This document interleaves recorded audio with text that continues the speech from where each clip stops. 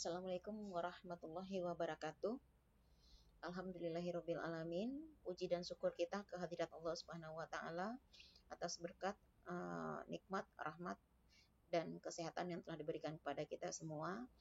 Beserta salawat dan salam kita ucapkan kepada junjungan kita Nabi besar Muhammad sallallahu alaihi wasallam atas berkat tuntunan dan tauladan yang telah beliau berikan kepada kita.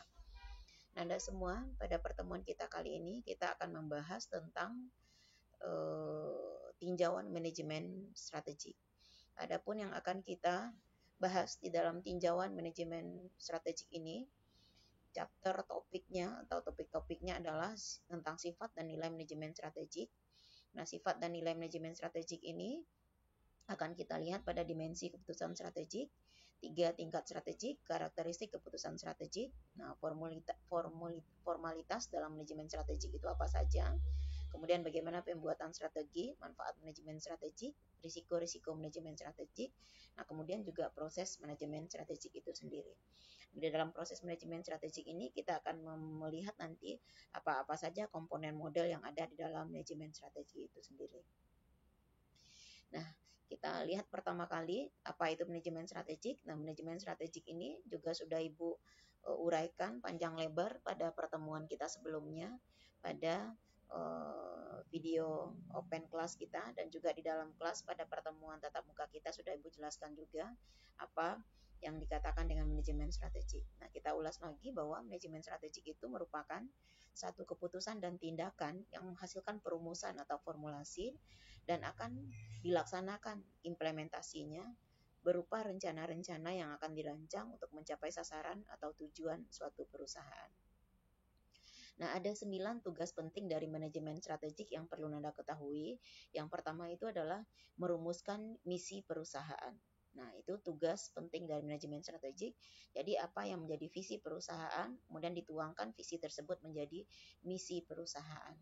Nah, setelah itu mengembangkan profil perusahaan. Nah, dalam mengembangkan profil perusahaan ini, kita harus mengumpulkan informasi-informasi yang menjadi kondisi internal perusahaan. Nah, kondisi internal perusahaan ini bisa berisi tentang kekuatan-kekuatan perusahaan yang kita lihat dari kemampuan sumber daya perusahaan itu sendiri, dan juga kelemahan-kelemahan yang ada di perusahaan, juga kita lihat dari sumber daya perusahaan itu sendiri. Nah, yang ketiga menilai lingkungan eksternal. Nah, kalau lingkungan eksternal itu kita lihat apa saja peluang yang bisa diambil oleh perusahaan dan ancaman-ancaman apa saja yang datang bagi perusahaan yang berasal dari lingkungan luar perusahaan. Ya. Nah, kemudian yang keempat kita menganalisis opsi perusahaan. Nah, dalam menganalisis opsi perusahaan ini kita melihat atau memilih mana pilihan-pilihan yang penting, mana opsi-opsi yang penting yang bermanfaat bagi perusahaan untuk pelaksanaan strategi, untuk perencanaan strategi, dan untuk pola bagaimana perusahaan bersaing di masa yang akan datang maupun di masa yang akan sekarang di dalam arena pertempuran perusahaan atau di area di mana perusahaan berada. Kemudian yang kelima adalah mengidentifikasi opsi yang paling dikehendaki. Nah, di antara opsi-opsi yang akan kita pilih, kita harus mengidentifikasinya. Opsi mana yang paling kita kehendaki dan mana yang kita ambil paling dominan. Nah, ini sama dengan kita membuat suatu urutan dalam skala prioritas. Jadi kita urutkan mana dari opsi-opsi tersebut yang terpenting sampai ke yang tidak terpenting. Nah, hal-hal yang urgensi terlebih dahulu yang kita pilih dalam opsi yang sudah kita tetapkan. Nah, yang keenam kemudian kita memilih seperangkat sasaran jangka panjang dan strategi umum. Nah, memilih sasaran jangka panjang ini, sasaran jangka panjang sebagaimana kita ketahui itu adalah sasaran yang sifatnya adalah long term, itu 1 tahun ke atas. Nah, dalam strategi umum ini kemarin dikatakan strategi umum itu adalah strategi generik, ada strategi low cost, ada strategi diferensiasi, ada strategi fokus, ya. Jadi ada 3 strategi umum. Generik strategi ini fokus, low cost, dan diferensiasi. Nah, kita memilih seperangkat sasaran strategi jangka panjang ini. Nah, kemudian strategi generik ini juga kita bisa padukan dengan strategi umum yang ada. Nah, apa saja bentuk strategi-strategi itu nanti akan kita lihat pada materi kita berikutnya. kemudian tugas yang ketujuh adalah mengembangkan sasaran tahunan dan strategi jangka pendek. Nah, setelah sasaran jangka panjang kita tetapkan, nah kita harus menyusunnya ke dalam program-program tertentu yang tertuang dalam sasaran tahunan. Nah, dalam sasaran tahunan ini juga merupakan strategi jangka pendek. Jadi grade waktunya itu 1 tahun ke bawah. Nah, kemudian langkah yang ke 8 adalah mengimplementasikan pilihan strategik yang sudah kita tetapkan. Nah, langkah berikutnya adalah mengevaluasi keberhasilan dari proses strategik itu sendiri. Jadi mengevaluasi sama juga kita proses manajemen strategik itu mulai dari kita merencanakan, mengimplementasikan sampai kita mengevaluasi strategik. Nah, dalam manajemen kita juga melakukan fungsi manajemen yang sama. Kita membuat perencanaan dulu dalam planning, kita organize kan, kemudian kita actuating kan, baru setelah itu kita lakukan pengontrolan. Nah, itu 9 tugas penting dari manajemen strategik yang harus dilakukan dari awal sampai akhir, ya. Nah, kemudian apa itu strategi? Nah, strategi kemarin juga sudah kita bahas. Strategi itu merupakan rencana yang berskala besar dan berorientasi pada masa depan atau future oriented untuk berinteraksi dengan lingkungan persaingan guna mencapai sasaran-sasaran atau tujuan-tujuan yang ingin dicapai perusahaan. Nah, strategi itu juga dikatakan sebagai suatu rencana main perusahaan di dalam kancah persaingan bisnisnya. Nah, strategi itu juga mencerminkan pengetahuan perusahaan mengenai bagaimana, kapan, di mana ia harus bersaing, melawan siapa, dan untuk apa, purpose-nya apa, tujuannya itu apa, tujuan jangka pendek, tujuan jangka panjang, apa yang harus dicapai di dalam persaingan yang dihendaki oleh perusahaan tersebut. Itu adalah bagian dari strategi. Nah, kemudian dimensi-dimensi keputusan strategik itu saat kita melihat dimensi-dimensi ini, kita harus melihat dulu ada isu-isu yang terjadi di dalam manajemen strategik. Nah, isu apa yang harus kita perhatikan untuk mengetahui dimensi keputusan strategik? Nah, isu itu membutuhkan keputusan dari manajemen puncak, ya. Dalam pembuatan strategik itu keputusannya adalah dari manajemen puncak atau top manager. Kalau di dalam strategi nanti ada level-level manajemen strategi itu ada 3 juga level manajemen strategi, ya. Nah, kemudian di dalam dimensi keputusan strategik itu juga membutuhkan sumber daya perusahaan dalam jumlah yang besar. Nah, sumber daya perusahaan ada apa saja? Ada money, method, material, mesin, market, ya. Manajemen informasi. Nah, itu juga merupakan sumber daya perusahaan yang dikelola dalam keputusan strategik. Nah, dan kebutuhan sumber daya perusahaan ini dalam jumlah yang besar dalam pengelolaan strategi. Nah, kemudian seringkali strategi itu mempengaruhi kesejahteraan jangka panjang perusahaan. Nah, karena dalam pelaksanaan strategi itu sering saja kalau saat kita mencetuskan strategi, saat perusahaan membuat suatu strategi, mencetuskan strategi baru, nah itu akan mempengaruhi apa saja yang ada di dalam perusahaan, termasuk itu kesejahteraan jangka panjang perusahaan. Itu akan terpengaruh dalam keputusan strategik. Nah, kemudian keputusan strategik itu tadi future oriented, berorientasi ke masa depan, ya. Biasanya mempunyai konsekuensi multinasional dan juga multi bisnis. Jadi strategik itu sifatnya, kemarin Ibu katakan bahwa kunci dari manajemen strategik itu sifatnya konsistensi dan koherensi. Nah, makanya dia mempunyai konsekuensi untuk multinasional dan multi bisnis.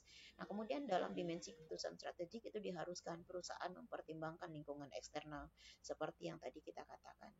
Nah, kemudian di dalam manajemen strategi kita juga harus melihat ada perusahaan, tadi dikatakan bahwa multinasional dan multi bisnis. Kita lihat perusahaan itu ada yang mempunyai bisnis tunggal. Nah, di dalam perusahaan yang berbisnis tunggal, tingkatan atau level strategi dalam perusahaan itu ada 3. Ada level korporasi, ada level unit bisnis, dan ada level fungsional atau tactical level. Nah, apabila perusahaan berbisnis tunggal, maka tingkatan level manajemen strategik dalam perusahaan berbisnis tunggal itu hanya ada 2 saja, yaitu level pada tingkat korporasi dan level pada fungsional bisnis atau tactical bisnis saja.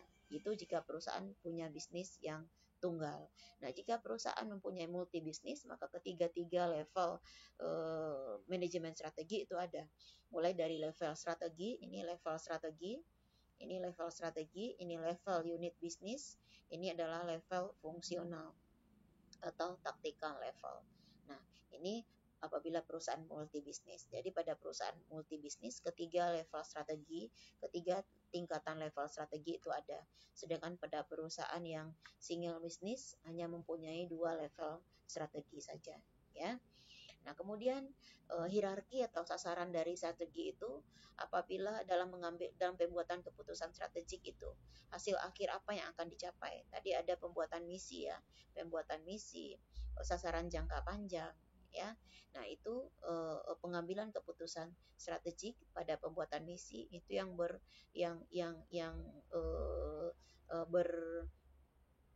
hubungan dalam pengambilan keputusan strategik untuk pembuatan misi ini ada dewan direksi, manajer korporasi, dan juga manajer bisnis. Tapi lebih dominan peran dari dewan direksi dan manajer korporasi. Nah, sedangkan untuk sasaran jangka panjang, nah itu yang lebih berperan itu dalam manajer korporasi dan manajer bisnis. Nah, dewan direksi itu itu perannya hanya satu saja centangnya ya. Sedangkan sasaran tahunan atau strategi jangka pendek, nah itu lebih kepada manajer fungsional dan manajer bisnis. Sedangkan dewan direksi itu cenderung tidak berperan, manajer korporasi juga perannya tidak sedominan manajer bisnis dan manajer fungsional. Nah, itu kemudian untuk karakteristik dari keputusan manajemen strategik pada level korporasi. Nah, itu pada level korporasi ini karakteristik keputusan manajemen strategik itu risikonya akan semakin besar. Nah, biaya yang dibutuhkan juga akan semakin besar, sementara keuntungannya yang diperoleh pasti akan potensial. Sebagaimana yang sering kita ketahui bahwa dalam suatu keputusan strategik itu kalau kita mengharapkan keuntungan yang potensial atau keuntungan yang besar, maka pasti high risk high return ya. Kita mengharapkan pengembalian yang besar, itu risikonya juga akan semakin besar. Nah, itu keputusan pada level korporasi bisnis untuk keputusan manajemen strategik. Nah, kemudian fleksibilitas yang dibutuhkannya juga akan semakin besar pada level korporasi. Nah, sedangkan jangka waktu yang terlibatnya level korporasi ini untuk keputusan manajemen strategik juga semakin lama, seperti tadi sudah diterangkan pada centang-centang pada diagram sebelumnya ya. Nah, kemudian karakteristik manajemen strategik pada level fungsional, nah itu lebih berorientasi kepada implementasi menyeluruh dari strategi. Jadi implementingnya, benar-benar do it-nya, action-nya kalau pada fungsi manajemen. Nah, itu lebih menyeluruh dari strategi pada keputusan manajemen strategik pada level fungsional ya. Level fungsional itu baik pada level manajemen keuangan, pada level operasional, pada level sumber daya manusia, dan pada level fungsional lainnya. Nah, kemudian karakteristik dari keputusan manajemen strategik pada keputusan level fungsional itu melibatkan aksi orientasi dan juga isu-isu operasional. Jadi setiap tindakan itu ada take and give-nya, ada klausal ambigunya, ada sebab akibat, ada aksi yang kita lakukan, orientasinya kemana, kemudian keterlibatan isu-isu operasional, baik pada masa sekarang maupun pada masa yang akan datang, itu kental sekali dalam keputusan pada level fungsional ini untuk membuat keputusan manajemen strategik ya. Nah, kemudian jangka waktu relatif pendek dan risikonya juga rendah karena jangka waktunya pendek, lebih kurang dari 1 tahun ya. Nah, sehingga risiko itu bisa lebih terminimalisir. Risikonya sedikit rendah daripada keputusan jangka panjang. Nah, keputusan jangka panjang karena rentang waktunya itu sangat lama, sehingga risiko untuk terjadinya gap, terjadinya bias di dalam pelaksanaan strategi itu akan semakin tinggi. Nah, kemudian pada keputusan level fungsional ini, manajemen strategik akan terjerumus kepada harga-harga yang baik ya, karena pada masa ini kita cenderung bisa melihat langsung apa yang terjadi pada aksi orientasi yang telah kita lihat pada pelaksanaan level strategi dalam jangka 1 tahun ke bawah itu. Nah, kemudian karakteristik dari keputusan manajemen strategik pada keputusan level unit bisnis. Nah, itu orientasinya itu adalah jembatan keputusan level, menjembatani keputusan antara level korporasi dan level fungsional. Jadi keputusan pada level bisnis ini itu sebagai perantara yang akan bisa mengakomodir segala sesuatu untuk menunjang keputusan-keputusan level korporasi untuk disampaikan disampaikan kepada level fungsional bisnis agar tidak terjadi gap atau tidak terjadi multi tafsir atau tidak terjadi misunderstanding ya, kesalahan-kesalahan yang akan mengakibatkan pelaksanaan strategi itu sendiri nanti menjadi bias. Nah, ini dijembatani oleh keputusan pada level bisnis ya. Nah, kemudian pada keputusan level bisnis itu harga sudah berkurang, risiko juga berkurang, dan keuntungan yang potensial dari keputusan korporasi bisa lebih ditingkatkan lagi untuk lebih karena sudah dijembatani untuk dilaksanakan pada level unit bisnis ya. Nah, kemudian bertambahnya harga, bertambahnya risiko, kemudian keuntungan potensial bagi keuntungan potensial bagi keputusan level fungsional. Jadi berkurangnya, bertambahnya baik itu resiko, harga maupun keuntungan. Nah, ini sedikit banyaknya ditentukan oleh keputusan pada level bisnis bagaimana mereka menjembatani antara apa yang akan dicapai, apa yang diinginkan oleh level korporasi untuk dilaksanakan oleh level fungsional. Nah, ini sebagai jembatan penghubung. Nah, keputusan pada level unit bisnis juga menjadi bagian yang akan menentukan apakah strategi yang sudah diputuskan oleh unit korporasi, oleh level korporasi itu benar-benar bisa dilaksanakan sebagaimana yang diinginkan oleh level korporasi itu sendiri. Nah, kemudian formalitas dalam manajemen strategik yang harus kita perhatikan itu yang pertama seberapa rinci tingkat tanggung jawab, wewenang dan keleluasaan atau discretion pihak-pihak yang terlibat dalam pengambilan keputusan yang dirumuskan. Nah, pihak-pihak yang terlibat ini pada dasarnya semua elemen, semua unsur yang ada di dalam suatu perusahaan. Nah, mereka semua harus dilibatkan di dalam pembuatan keputusan atau pembuatan manajemen strategik. Hal ini untuk apa? Agar ruh dari pelaksanaan manajemen strategi itu sendiri benar-benar bisa dilaksanakan mulai dari level atas, dari top manager sampai ke middle manager, bahkan sampai ke unsur-unsur elemen paling bawah. Mereka harus benar-benar tahu, benar-benar harus mengerti apa yang diinginkan perusahaan untuk strategi mereka dan siapa-siapa saja yang melaksanakan. Kalau seandainya ada level-level strategi, ada level-level dalam perusahaan, misalnya level manajemen bagian bawah yang tidak teredukasi untuk pelaksanaan manajemen strategi ini, nah bisa jadi nanti tujuan dari pelaksanaan manajemen strategi tidak bisa optimal dilaksanakan. Nah, jadi seberapa rinci tingkat tanggung jawab, wewenang dan keleluasaan ini akan ditentukan oleh perusahaan agar dilakukan sedemikian rupa oleh semua pihak yang terlihat di dalam perusahaan. Nah, kemudian faktor penentu seberapa besar formalitas dibutuhkan dalam manajemen strategik ini akan ditentukan juga oleh besar kecilnya organisasi, gaya manajemen yang dominan di dalam organisasi tersebut, kemudian kompleksitas dari lingkungan, proses produksi, masalah yang ada di dalam suatu organisasi itu sendiri. Jadi lingkungan, proses produksi, masalah yang ada dalam suatu organisasi itu menentukan kompleksitas dari pelaksanaan formalitas manajemen strategik. Nah, kemudian tujuan dari sistem perencanaan juga akan menentukan formalitas dalam manajemen strategik itu sendiri. Nah, beberapa model formalitas yang dikaitkan dengan ukuran perusahaan dan tahap berkembangnya itu kita lihat ada model ada model kewirausahaan, model formalitasnya ya, atau entrepreneur model. Nah, dalam model kewirausahaan ini itu evaluasi strategis dilakukan secara informal, secara tidak formal ya. Kemudian intuitif di sini juga sangat diperlukan. Kekuatan intuisi sebagaimana yang Bu terangkan di kelas itu sangat-sangat akan menentukan model formalitas saat kita melaksanakan strategi. Kemudian terbatasnya terhadap manajemen strategis yang umumnya digunakan oleh manajer sekaligus pemilik dari perusahaan-perusahaan yang lebih kecil. Nah, owner.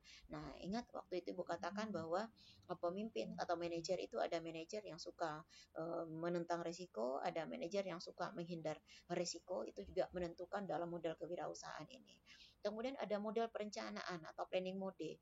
Nah, dalam model ini evaluasi strategis dilakukan sebagai bagian dari sistem perencanaan formal yang menyeluruh. Nah, ini biasanya terjadi pada perusahaan yang besar. Nah, yang contohnya ini pernah dilakukan oleh Henry Minzer di perusahaannya, ya. Nah, kemudian ada model adaptif. Nah, dalam adaptif model ini formalitas strategis itu digunakan oleh perusahaan-perusahaan yang berukuran menengah. Nah, menengah mereka memodifikasi inkremental. Nah, seberapa jauh tingkat keterlibatan terhadap pendekatan kompetitif yang ada saat ini. Nah, di sini kita juga perlu memperhatikan, nah, apakah perusahaan masuk ke dalam suatu industri, dalam suatu kancah perusahaan bisnis itu sebagai follower kah mereka masuk, sebagai nicher kah mereka masuk, atau sebagai challenge kah mereka masuk di pasar, atau mereka adalah leader dalam pasar tersebut. Nah, ini dalam model adaptif juga perlu diperhatikan. Struktur pasar yang dimasuki juga perlu dimasukkan. Kemudian kemampuan dari perusahaan meraup pasar, segmentasi pasar juga perlu diperhatikan dalam beberapa model formalitas yang dikaitkan dengan ukuran perusahaan dan tahap perkembangan perusahaan di masa yang akan datang yang akan kita lihat. Nah, kemudian siapa yang membuat strategi itu sendiri? Ada tim manajemen strategik yang ideal, ya. Nah, tim manajemen strategi yang ideal itu siapa saja? Ada CEO, ada manajer produk, ada kepala bidang fungsional. Nah, itu adalah tim manajemen strategik. Nah, kemudian yang membuat strategi itu boleh memasukkan input dari beberapa departemen perencanaan, manajer level bawah ataupun supervisor. Nah, pembuat strategi boleh menerima masukan-masukan atau input-input dari departemen perencanaan maupun manajer level bawah ini. Ini tujuannya adalah untuk mengumpulkan informasi yang komplit agar semua informasi yang sudah dihimpun, diramu sedemikian rupa bisa menjadi bagian-bagian atau opsi-opsi yang bisa kita pilih nanti untuk menjadi strategi yang paling tepat untuk kita lakukan untuk bersaing di dalam kancah persaingan bisnis yang dimasuki perusahaan. Nah, kemudian tugas atau peran CEO di sini dalam pembuatan strategi adalah memberikan arahan jangka panjang tadi yang sifatnya long term bagi perusahaan, ya. Kemudian memikul tanggung jawab akhir atas suksesnya perusahaan. Nah, itu tugasnya CEO, tanggung jawab akhir itu ada di pundaknya CEO. Mereka mengutamakan perusahaan dan berkemauan keras serta memiliki harga diri yang tinggi untuk bisa mencapai apa yang sudah menjadi strategi jangka panjang dari perusahaan. Nah, kemudian manfaat manajemen strategi itu sendiri bagi perusahaan apa? Nah, yang pertama itu manfaat manajemen strategik itu adalah memperkuat kemampuan perusahaan untuk mencegah masalah. Nah, masalah apa tadi? Risiko. Nah, risiko bisa diminimalisir saat manajemen strategik bisa memanfaatkan kemampuan manajemen strategik itu secara optimal. Jadi, memperkuat perusahaan untuk mencegah masalah, memperkuat perusahaan untuk meminimalisir terjadinya risiko apapun yang ada di dalam setiap sumber daya perusahaan itu bisa diminimalisir impact negatifnya terhadap perusahaan di masa yang akan datang. Nah, kemudian manfaat berikutnya adalah keputusan strategik yang didasarkan pada kelompok mungkin sekali akan menghasilkan berbagai alternatif yang terbaik. Nah, karena satu pilihan itu akan lebih baik dari berbagai pilihan yang ada, berbagai alternatif itu akan lebih baik dari satu pilihan saja. Nah, jadi keputusan strategik yang didasarkan pada kelompok itu mungkin menghasilkan berbagai alternatif pilihan, berbagai alternatif strategi yang akan bisa dipilih oleh perusahaan untuk dilakukan di masa yang akan datang, ya. Kemudian manfaat manajemen strategik berikutnya itu dapat meningkatkan pemahaman karyawan akan adanya hubungan produktivitas dan imbalan di setiap rencana strategi. Jadi meningkat produktivitas di sini hubungannya adalah positif, ya. Setiap produktivitas ditingkatkan, maka reward yang akan diberikan oleh perusahaan kepada reward yang akan diberikan oleh pelaksanaan strategi itu sendiri kepada perusahaan juga akan meningkat. Perusahaan akan makin maju, perusahaan sumber daya manusianya juga akan mendapatkan reward yang akan meningkat. Jadi meningkat produktivitas, maka imbalan juga akan meningkat. Itu memberikan energi dan memberikan impact yang positif terhadap perusahaan. Nah, kemudian di dalam manajemen strategik manfaatnya itu juga bisa meminimalisir kesenjangan dan tumpang tindih kegiatan di antara individu ataupun kelompok di dalam organisasi. Dengan adanya strategi yang jelas, dengan adanya manajemen strategik yang sudah terprogram, terkonsisten, terkoherensi secara baik, nah itu kesenjangan dan tumpang tindih kegiatan, baik itu kegiatan individu ataupun kegiatan kelompok, itu bisa dikurangi. Jadi jangan ada individu atau kelompok melakukan pekerjaan yang sama berulang-ulang, atau mereka melakukan pekerjaan yang sama padahal harusnya bisa mereka melakukan pekerjaan yang berbeda-beda dalam waktu yang bersamaan. Jadi bisa menciptakan efektivitas dan efisiensi juga ya. Nah, kemudian manfaat manajemen strategik lainnya adalah bisa mengurangi penolakan terhadap perubahan. Ya, jadi strategi ini bisa melahirkan suatu kondisi di mana kalau seandainya ada perusahaan-perusahaan yang takut akan inovasi, ada perusahaan-perusahaan yang takut akan perubahan. Nah, jadi dengan adanya manajemen strategik ini, nah penolakan-penolakan terhadap perubahan-perubahan tersebut akan berkurang.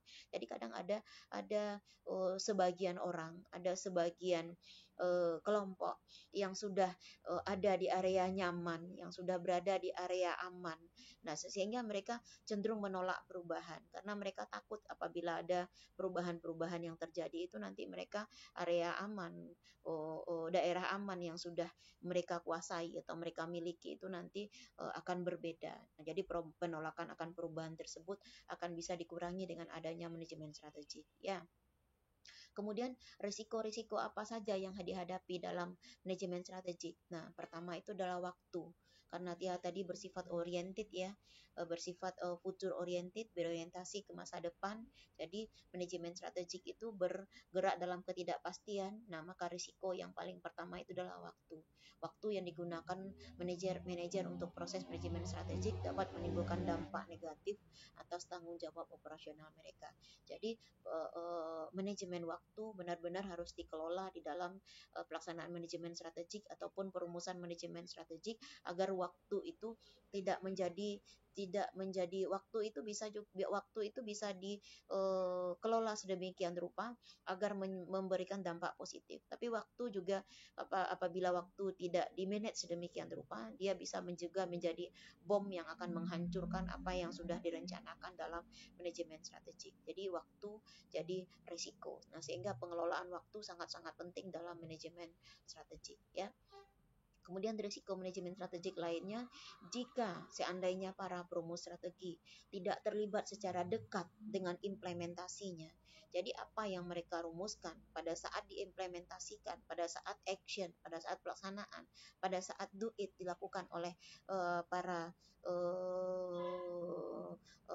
orang yang berada di tactical level tadi, orang yang berada di fungsional bisnis, fungsional level strategi tidak mereka lihat. Nah, itu bisa jadi mereka akan mengelakkan tanggung jawab individu atau keputusan yang diambil. Nah, jadi keterlibatan antara perumus strategi dengan yang melakukan apa yang strategi yang mereka buat itu harus terlibat secara dekat. Jadi mereka tidak bisa hanya memformulasikan strategi, membuat program, kemudian mereka lepaskan begitu saja. Jadi kontrol harus selalu mereka lakukan. Mereka harus melihat secara dekat sehingga bisa mereka mengetahui bias pelaksanaan strategi itu di mana.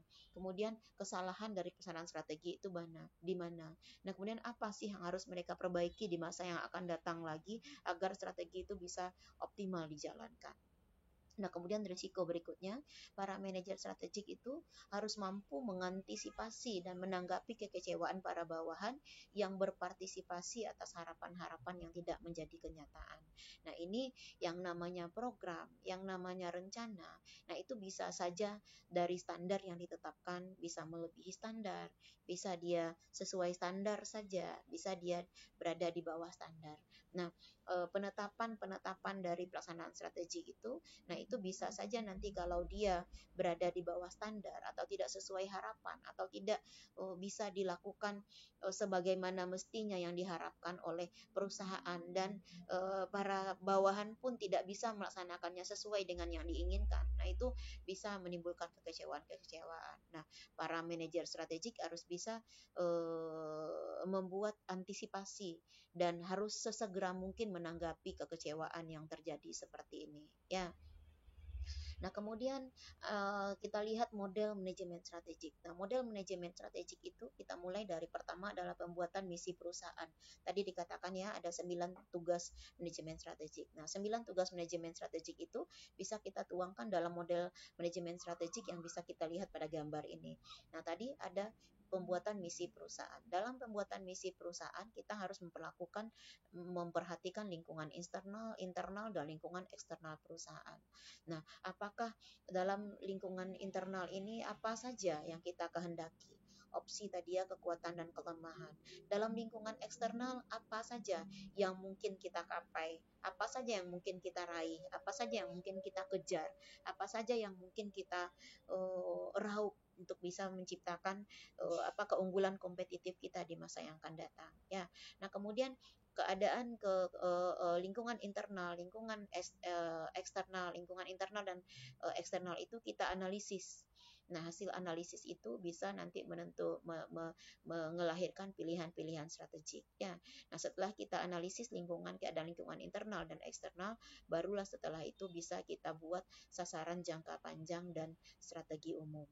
Jadi sasaran jangka panjang baru nanti kita tuangkan ke dalam sasaran tahunan. Nah, dari strategi umum baru kita bisa tuangkan menjadi strategi operasional. Nah, setelah itu barulah kita lahirkan kebijakan-kebijakan. Ya, kebijakan-kebijakan.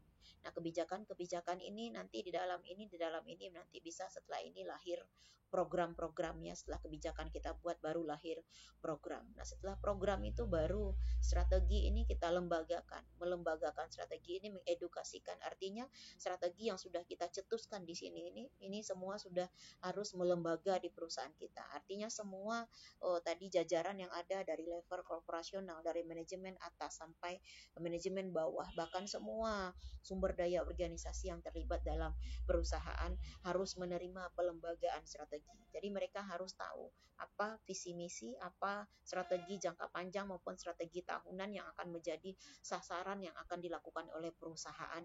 Itu semua harus berjalan sesuai dengan yang diinginkan pada semua tingkatan perusahaan yang ada di dalam perusahaan, ya, pada semua sumber daya yang terlibat dalam perusahaan. Nah, kemudian setelah itu baru kita lakukan pengendalian strategi. Nah, ke semua ini kita umpan balik lagi.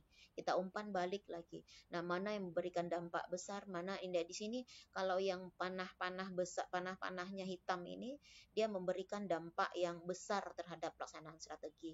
Sedangkan yang menunjukkan panah-panah merah ini, panah-panahnya merah itu memberikan dampak yang kecil antara sesamanya. Jadi dalam analisis lingkungan, analisis internal dan analisis internal itu memberikan dampak yang kecil. Tapi yang memberikan panah-panah hitam ini itu adalah merupakan suatu model manajemen strategik yang harus dilaksanakan dalam level 9 tugas penting manajemen strategik. Itu semuanya harus diperhatikan di sini yang tertuang, yang bisa Nanda lihat di panah-panah yang hitam. Itu memberikan dampak besar terhadap pelaksanaan strategi bagi perusahaan. Nah, jadi model manajemen strategik ini dibuat berdasarkan 9 tugas penting dari manajemen strategik tadi. Nah, kemudian komponen model manajemen strategik itu, tadi kita lihat ada misi di atas ya, ada misi di sini. Nah, kita lihat dalam misi itu apa saja. Misi itu harus tertuang keunikan yang akan membedakan perusahaan dari perusahaan lainnya. Jadi misi itu harus unik. Kemudian misi itu bisa mengidentifikasi cakupan operasi seluruh perusahaan. Nah, kemudian di dalam misi itu tertuang penguraian tentang produk, pasar sasaran kita siapa, kemudian bidang teknologi yang digarap perusahaan itu seperti apa. Itu harus tertuang di dalam misi. Kemudian misi juga mencerminkan nilai dan prioritas dari para pengambil keputusan strategik. Kemudian di dalam misi juga harus tertuang pengemukaan pendekatan untuk pengusahaan responsibilitas sosial atau CSR-nya ya. Nah, semua komponen ini harus ada di dalam misi. Nah, kemudian untuk analisis internal dan eksternal itu, nah itu harus tergambar kuantitas dan kualitas sumber daya keuangan, sumber daya manusia, sumber daya fisik perusahaan. Jadi sumber daya perusahaan itu money, method, material, tadi ya, market itu harus tertuang dalam internal analisis profil perusahaan. Nah, kemudian dalam internal analisis itu kita nilai tadi kekuatan dan kelemahan semua sumber daya organisasi yang ada. Nah, kemudian kita bandingkan keberhasilan masa lalu perusahaan serta titik perhatian tradisionalnya dengan kemampuan perusahaan saat ini untuk mengidentifikasi kemampuan masa depan. Jadi harus ada benchmark. Untuk internal analisis ini benchmark kita, patok duga kita tidak hanya keberhasilan masa lalu, tapi bisa juga para pesaing yang ada itu bisa juga menjadi benchmark kita untuk menentukan kekuatan dan kelemahan yang ada di perusahaan kita pada setiap sumber daya perusahaan yang ada. Nah, kemudian komponen pada lingkungan eksternal, nah itu harus kita lihat bahwa dalam lingkungan eksternal kita lihat semua keadaan dan kekuatan yang mempengaruhi pilihan opsi strategik yang menentukan situasi persaingan. Nah, di sini kita melihat 3 segmen yang berinteraksi, lingkungan operasional, lingkungan industri, dan lingkungan jauh. Ya, lingkungan jauh itu merupakan pada dasarnya dalam pelaksanaan strategi, siapapun kompetitor kita, baik sebenarnya itu lingkungan jauh atau lingkungan dekat, kompetitor jauh maupun kompetitor dekat, mereka semua adalah para pesaing. Apakah mereka gajibu atau mereka berkompetisi di area bisnis yang sama ataupun mereka berkompetisi di area bisnis yang tidak sama, mereka semua adalah pesaing dalam pelaksanaan strategi. Tapi yang harus kita perhatikan dalam segmen ini ada 3 ya, lingkungan operasional kita, industri, dan lingkungan jauh yang harus kita perhatikan dalam lingkungan eksternal. Sementara dalam lingkungan internal yang harus kita perhatikan tadi adalah lingkungan dekatnya, mana pesaing kita yang paling dekat, mana lingkungan yang paling dekat dengan perusahaan ya. Yang paling dekat dengan perusahaan itu siapa saja, owner, karyawan ya, siapa lagi, pemegang saham ya, CEO. Nah itu kemudian kekuatan operasional yang dimiliki perusahaan. Nah, sedangkan eksternal kebalikannya ya, itu berada di lingkungan jauh. Nah, kemudian analisis dan pilihan strategik dalam komponen manajemen strategik yang harus diperhatikan itu adalah penilaian secara simultan atas lingkungan eksternal dan profil perusahaan untuk mengidentifikasi berbagai peluang. Nah, simultan itu berarti kita lakukan secara terus-menerus, tidak boleh terputus-putus. Jadi, kita lakukan secara kontinu. Makanya di dalam manajemen strategik itu ada koherensi. Tidak boleh ada yang terkelang-kelang kita lakukan. Nah, kemudian analisis dan pilihan strategik yang sudah ada kita dapatkan dari analisis lingkungan eksternal dan eksternal ini, itu kita saring berdasarkan misi perusahaan untuk menghasilkan sekumpulan peluang yang mungkin dan dikehendaki oleh perusahaan. Nah, kemudian keputusan seleksi merupakan kumpulan pilihan atau opsi yang akan menghasilkan pilihan strategi. Jadi dari yang mungkin dan mungkin kita kehendaki itu akan memunculkan opsi-opsi yang bisa kita jadikan pilihan untuk menghasilkan pilihan strategik ya. Nah, kemudian komponen lainnya adalah sasaran jangka panjang. Nah, di dalam sasaran jangka panjang itu apa saja yang harus diperhatikan? Di dalam sasaran jangka panjang kita harus melihat kemampuan labaan perusahaan atau profitabilitas. Kita juga harus melihat laba atas investasi, return on investment perusahaan, seberapa besar atau seberapa cepat perusahaan bisa mengembalikan lagi investasi yang dia masukkan, itu juga harus diperhatikan. Nah, kemudian posisi persaing tadi, market, posisi bersaing ini ya, posisi bersaing ini apakah dia sebagai market, sebagai leader, sebagai challenger, apa sebagai follower, apa sebagai nicher dia. Nah, ini posisi perusahaan bersaing di dalam pasar itu juga harus diperhatikan. Nah, karena pada masing-masing posisi itu akan akan membutuhkan strategi bersaing yang berbeda-beda. Nah, kemudian kepemimpinan teknologi juga, apakah dia merupakan high teknologi atau middle teknologi atau lower teknologi. Nah, ini perlu diperhatikan. Apabila dia mungkin merupakan leadernya teknologi, mungkin dia bisa mampu bersaing ke dalam kancah persaingan bisnis yang sudah sangat kuat gitu kan. Mungkin dia juga bisa, kalau dia bisa mempunyai kepemimpinan teknologi, mungkin dia juga bisa menguasai pasar menjadi leader market ya. Nah, kemudian produktivitas juga diperhatikan, baik produktivitas dari sisi kemampuan sumber daya manusia, kemampuan operasionalnya untuk menghasilkan output yang akan dijual, segala produktivitas yang berkaitan dengan sumber daya manusia juga, sumber daya perusahaan juga harus diperhatikan di dalam sasaran jangka panjang.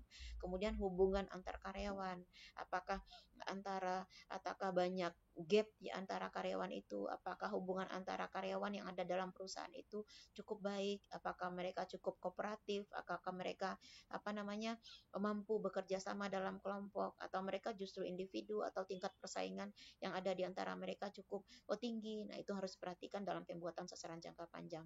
Nah, kemudian tanggung jawab sosial dan pengembangan karyawan. Nah, CSR juga harus diperhatikan, dan pengembangan karyawan juga harus diperhatikan dalam sasaran jangka panjang. Karena untuk masa kedepannya, semakin tinggi tingkat persaingan yang akan dimasuki oleh perusahaan, maka kualitas sumber daya karyawan juga harus dikembangkan agar dia mampu memasuki tingkat persaingan yang jauh lebih tinggi nanti. Makanya itu juga harus diperhatikan. Nah, kemudian komponen model lainnya dalam strategi umum tadi ini. Nah, strategi umum atau generic strategi sebagaimana dikatakan tadi, ada low cost, keunggulan biaya ya, ada diferensiasi, ada fokus. Nah, dalam strategi umum ini perusahaan mungkin bisa memakai satu-satu saja, misalnya low cost saja, diferensiasi saja, fokus saja. Namun bisa juga mereka kolaborasikan. Mungkin low cost juga ada, low diferensiasi juga ada. Jadi, tapi berapa proporsional pemakaian masing-masing strategi generik yang akan mereka pakai itu tergantung kepada situasi persaingan dan kekuatan dari sumber daya perusahaan yang ada.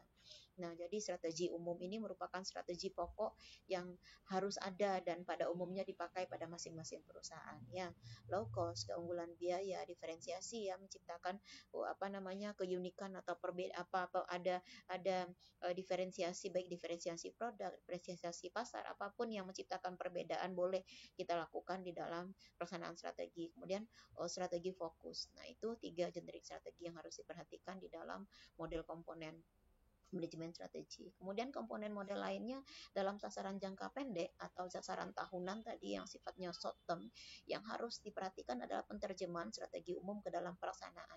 Nah, di sini sudah action, di sini sudah implementing.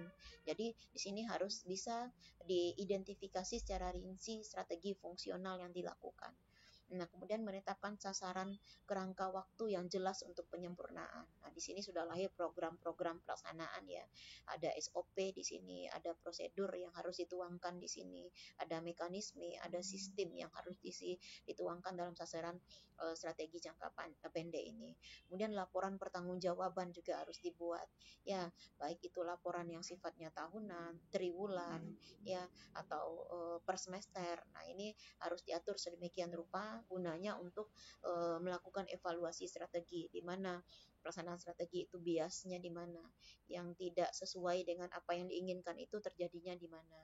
Nah, kemudian rumusan rincian mengenai cara-cara yang akan digunakan untuk mencapai sasaran itu. Nah, itu yang tadi tertuang dalam tupoksi, SOP, ya, mekanisme, macam-macam cara yang digunakan oleh perusahaan yang menuangkan program untuk pelaksanaan strategi dalam jangka pendek, ya. Kemudian pada komponen strategi fungsional itu harus diperhatikan bahwa setiap fungsi bisnis atau divisi yang ada itu membutuhkan rencana tindakan yang spesifik dan terpadu. Artinya di dalam strategi fungsional ini apa yang harus mereka lakukan secara lebih rinci dan konsisten koherensi dan terpadu komitmennya itu, nah itu harus dituangkan secara spesifik. Harus jelas alurnya itu, alur pelaksanaan itu seperti apa, prosedur kerjanya itu harus seperti apa. Nah itu harus spesifik secara operasional. Nah kemudian rumusan rinci mengenai cara-cara yang akan digunakan untuk mencapai sasaran tahun berikutnya. Berdasarkan apa yang sudah dilaksanakan pada strategi fungsional, apa yang dilaksanakan sekarang itu menjadi rencana lagi untuk mencapai sasaran tahun berikutnya.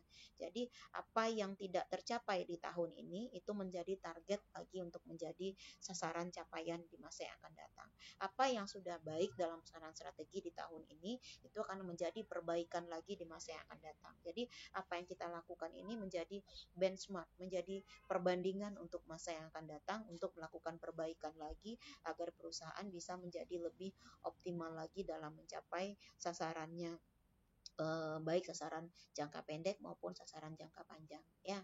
Nah, kemudian komponen model strategi lainnya itu tadi ada kebijakan. Nah, dalam kebijakan itu apa saja yang harus dilihat? Ada keputusan yang bersifat umum yang ditetapkan sebelumnya yang menjadi pedoman atau menjadi pengganti bagi pengambilan keputusan manajerial yang bersifat repetitif atau berulang ya. Jadi bisa saja keputusan itu deregulasi itu merupakan pengulangan dari regulasi sebelumnya tapi sudah ada perbaikan sesuai dengan temuan kesalahan yang kita dapatkan di masa lalu. Nah, itu direpetitif lagi, diulang lagi. Nah, tapi sudah ada revisinya, sudah ada perbaikan ya. Kemudian di dalam kebijakan ini kita harus memedomani pemikiran, pola pikir ya, keputusan, tindakan manajer pada bawahan dalam mengimplementasikan strategi organisasi ini. Ya, jadi apakah ada tindakan-tindakan manajer yang harus kooperatif di sana atau ada tindakan-tindakan krusial yang harus manajer lakukan untuk melakukan tindakan perbaikan segera. Nah, ini perlu dipedomani pola pikir dan keputusan tindakan manajer tersebut. Jadi sebelum mengambil keputusan, manajer harus melihat dulu kesalahannya itu terjadi di mana. Nah, sehingga tidak mengambil keputusan atau dia tidak memikirkan apa yang akan diputuskan dari tindakan itu dengan meraba-raba saja. Tapi benar-benar dilihat gap-nya itu terjadinya di mana dan apa yang menjadi biang penyakit kenapa itu terjadi. Nah, itu harus dipikirkan dan harus diputuskan oleh manajer sedemikian rupa pada saat para bawahan yang berada di level fungsional ini mengimplementasikan strategi bisnis. Kemudian dalam kebijakan itu juga harus bisa memberikan tuntunan untuk menetapkan dan mengendalikan proses operasional perusahaan yang sedang berjalan sesuai dengan sasaran strategik perusahaan. Jadi seperti ibaratnya kereta api ya, rel kereta api, jangan sampai ini ada lower limit ya, kita ada lower limit, ada upper limit, jadi ada standar yang seperti rel kita buat dan para pelaku atau para pengimplementasi strategi ini yang berada pada level fungsional strategi itu tidak boleh bekerja atau beraktivitas di luar alur lower limit dan batas limit. Jadi ada koridor di mana mereka tidak boleh langgar itu. Nah, itu yang harus diberikan dalam tuntunan. Ada lower limitnya, ada upper limitnya di mana mereka harus bekerja di dalam rule itu. Tidak boleh keluar dari rule itu. Nah, ini yang harus diberikan dalam tuntunan kebijakan. Nah, kemudian dalam kebijakan juga harus tercantum upaya untuk meningkatkan efektivitas manajerial melalui standarisasi keputusan-keputusan rutin dan batasan keleluasaan atau discretion. Makanya tadi Ibu katakan ada upper limit, ada lower limit. Ada batasan-batasan, ada koridor-koridor di mana menjadi standar di mana mereka bisa bergerak, di mana mereka bisa melakukan keleluasaan, ada tidak. Jadi tetap dibuat batas-batasannya. Nah, sehingga batasan-batasan itu nanti untuk meminimalisir terjadinya kesalahan-kesalahan yang akan dilakukan oleh para pengimplementasi strategi yang ada di level operasional ini atau berada di level fungsional ini, berada di taktikal level ini agar tidak keluar dari jalur yang ditetapkan oleh perusahaan dalam strategi yang sudah mereka tuangkan ke bawah sampai ke level implementasi itu. Jadi jangan sampai keluar keluar dari alur yang telah mereka tetapkan. Inilah fungsi kebijakan ya. Nah, kemudian dalam komponen lainnya adalah melembagakan strategi ini. Nah, dalam melembagakan strategi ini harus diperhatikan adalah strategi ini harus meresap ke dalam kehidupan sehari-hari perusahaan agar dapat terimplementasi secara efektif. Nah, ini yang dikatakan dengan membudayakan strategi. Jadi melembagakan strategi, harus menjadikan strategi itu sebagai ruh hidupnya perusahaan. Jadi harus menjadi habit perusahaan, harus menjadi budaya perusahaan yang tercitra, yang terbaca oleh semua orang dalam tindakan-tindakan yang ada di dalam perusahaan tersebut sehari-harinya. Nah, artinya elemen-elemen itu harus bisa dilihat dalam struktur organisasi, ya, dalam pola kepemimpinan organisasi, dalam budaya organisasi, serta sistem imbalan organisasi. Karena pelaksanaan strategi itu setiap unsur-unsur elemen yang ada dalam organisasi berharap setiap ada pembaharuan strategi yang bertujuan untuk meningkatkan strategi. Nah, harusnya sistem imbalan yang mereka dapatkan juga harus meningkat. Nah, makanya dalam melembagakan strategi ini menjadi suatu bentuk yang membudaya dalam strategi yang benar-benar sudah melembaga dalam organisasi itu harus tertuang, harus dilihat dalam keempat elemen ini. Tertuang dalam struktur, tertuang dalam pola kepemimpinan. Makanya ada gaya kepemimpinan yang harus dia harus berorientasi kepada strateginya. Jadi tidak ada pola kepemimpinan atau pola struktur, pola culture maupun sistem imbalan yang justru bertolak belakang dengan visi, misi maupun strategi perusahaan. Harus sejalan, harus searah, harus saling terintegrasi, harus saling terkolaborasi. Tidak boleh saling berjalan sendiri-sendiri yang keluar dari visi, misi maupun strategi perusahaan tadi ya. Nah, kemudian di dalam komponen model komponen model strategi yang harus kita perhatikan lagi adalah yang terakhir itu pengendalian dan evaluasi. Dalam pengendalian dan evaluasi itu ada sistem kontrol dan ada sistem peningkatan berkelanjutan. Nah, dalam kontrol itu implementasi strategi harus selalu dipantau. Nah, itu yang dikatakan koherensi dipantau pada setiap step, dipantau pada setiap tahap, gitu kan. Jadi tidak boleh terputus-putus atau tidak boleh loncat-loncat. Setiap tahap itu harus koherensi kita perhatikan, ya. Sehingga pemantauannya itu juga harus koherensi, ya. Kemudian mendeteksi masalah sedini mungkin, ya. Fact finding, proses penemuan dari permasalahan itu harus diketahui sejak dini sehingga pemecahan masalah, sehingga apa yang dilakukan oleh perencana strategi atau apa yang harus dilakukan untuk memperbaiki kesalahan itu bisa segera dilakukan. Jadi jangan dibiarkan masalah itu terjadi secara akumulatif terus menerus atau didiamkan, karena itu akan bisa menjadi bom waktu dia nanti ya, yang akan membentuk butiran seperti bola salju yang membesar, yang pada saat nanti setelah menjadi bola salju itu masalah tersebut sudah menjadi bom waktu yang akan menghancurkan perusahaan. Jadi sebelum dia menjadi bola salju yang akan menggelinding untuk menghancurkan perusahaan, maka sejak dini permasalahan itu harus bisa dideteksi dan langsung dilakukan tindakan-tindakan pengkoreksian atau tindakan-tindakan pembenahan, tindakan-tindakan untuk menyelesaikan permasalahan itu agar tidak berlanjut ya. Kemudian dalam sistem kontrol kita juga harus mengetahui sejauh mana sasaran perusahaan dapat dicapai. Nah, ini biasanya dihitung dalam persentase. Nah, berapa persen sih sasaran jangka panjang perusahaan atau sudah tercapai, berapa persen sasaran jangka pendek perusahaan sudah tercapai. Nah, itu dihitung dalam persentase. Apakah pencapaiannya baru 20%, baru 30%, dan apa upaya yang dilakukan dalam jangka pendek itu agar untuk dapat meningkatkan kemampuan perusahaan untuk mencapai sasaran strategi itu di jangka pendek.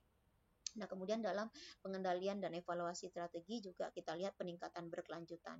Nah, di sedang peningkatan berkelanjutan ini kita harus memperhatikan isyarat-isyarat dini reaksi pasar terhadap reaksi mereka. Nah, isyarat-isyarat dini reaksi pasar ini otomatis ada bagian dari perusahaan yang harus selalu melakukan survei pasar. Nah, survei pasar ini setiap geliat pasar itu ya, reaksi pasar itu harus penetrasi di dalam pasar itu akan bisa menimbulkan gejala-gejala yang akan berimpact pada perusahaan. Apakah itu impactnya itu atau isyarat reaksi pasar itu akan mempunyai efek yang low, efek yang besar, atau impact yang kuat, atau biasa saja. Nah, itu harus diperhatikan karena gerak pasar itu otomatis akan mempengaruhi strategi kita. Nah, itulah gunanya dalam pembuatan strategi ada strategi-strategi cadangan. Jadi kadang pelaksanaan strategi itu makanya dalam level strategi itu benar-benar ruang kolaboratif atau ruang improvisasi untuk para pencetus strategi atau para pemerhati strategi, para pembuat strategi itu sangat besar, dan dia itu tidak stuck pada saat strategi dibuat stuck harus itu, tidak, tapi harus harus selalu sensitif menghadapi perubahan-perubahan pasar. Nah, ini dengan memperhatikan reaksi-reaksi dini di pasar terhadap strategi mereka. Nah, kemudian menyiapkan metode pemantauan dan pengendalian untuk memastikan bahwa rencana strategi mereka itu diikuti. Nah, disinilah fungsi dari para kontroler, ya, di sini fungsi para pengamat strategi, di sini fungsi para penilai strategi. Nah, mereka bisa harus objektif menilai menilai pelaksanaan strategi tersebut, seberapa persen strategi itu bisa dilaksanakan. Nah, makanya kadang untuk metode pemantauan dan pengendalian strategi ini pihak perusahaan kadang melibatkan lembaga independen yang di luar perusahaan untuk gunanya itu untuk meminimalisir subjektivitas agar dalam pemantauan ini bisa objektif. Tapi keterlibatan pihak dalam tetap diperlukan sebagai komponen utama dalam pemantauan dan pengendalian pelaksanaan manajemen strategi ini. Nah, kemudian manajemen strategi itu juga dikatakan sebagai proses. Kenapa demikian? Karena dalam suatu perubahan pada sembarang komponen akan mempengaruhi beberapa atau komponen lainnya. Jadi, strategik itu tidak lahir begitu saja, tapi dia juga berproses. Ada alur kenapa strategi itu ada alur bagaimana strategi itu dibuat, ada alur kenapa strategi itu dicetuskan, ada alur mengapa strategi itu ditetapkan sebagai suatu sasaran jangka panjang ataupun sasaran jangka pendek. Jadi ada prosesnya, ada prosedurnya, ada alurnya, tidak terjadi demikian saja atau tidak dicetuskan sedemikian saja berdasarkan pemikiran-pemikiran yang ada, tapi harus berdasarkan fakta-fakta, harus berdasarkan informasi-informasi yang kita peroleh dari masa lalu. Nah, itu dikatakan sebagai proses. Jadi berproses dia, dan tidak dalam proses pun berarti dia dari tidak menjadi besar saja seperti itu, tapi dimulai dari hal-hal yang kecil juga. Makanya manajemen strategik dikatakan juga sebagai proses. Nah, kemudian dalam perumusan dan implementasi strategi juga terjadi secara berurutan. Nah, itu yang dikatakan koherensi, hierarki dia, ada jenjang bertingkat dia, ya, dari yang kecil sampai ke yang besar. Tidak dari yang kecil ke menengah, besar, kemudian kecil lagi, tapi harus berurutan. Makanya kata kunci manajemen strategi itu adalah komitmen dan koherensi, ya. Kemudian manajemen strategi dikatakan sebagai proses itu juga karena diperlukan umpan balik dari pelembagaan, ada review, ada tinjau ulang tadi, ya, ada evaluasi terhadap tahap-tahap awal proses. Nah, itu juga bagian dari proses. Nah, kemudian perlunya memandang proses ini sebagai suatu sistem yang dinamik. Artinya dia bergerak terus, tidak statik dia. Artinya dia bisa berubah setiap saat, ya kan? Dipengaruhi oleh keadaan eksternal juga setiap saat. Nah, mungkin perubahannya itu cepat, mungkin juga perubahan yang mempengaruhinya itu lambat, mungkin juga perubahan yang dipengaruhi itu malah kalau teknologi itu hampir kadang sekejap itu berubah gitu, ya. Nah, jadi perlunya memandang suatu strategik itu sebagai suatu proses karena dia dinamik, ya, tidak tetap. Dia sangat-sangat dipengaruhi oleh keadaan-keadaan internal maupun eksternal perusahaan. Apalagi di dalam era milenial seperti sekarang ini, di mana komputer sudah sangat bagus, teknologi sudah semakin canggih. Nah, itu era dinamiknya itu juga akan semakin tinggi, ya. Nah, demikianlah Nanda semua bahan-bahan atau materi yang bisa Ibu sampaikan dalam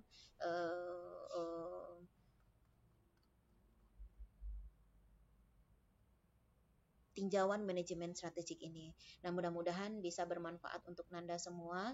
Ibu mohon maaf atas segala kekurangan datang dari Ibu dan segala yang baik datang dari Allah. Ibu ucapkan terima kasih. Ibu akhiri dengan hamdalah. Assalamualaikum warahmatullahi wabarakatuh.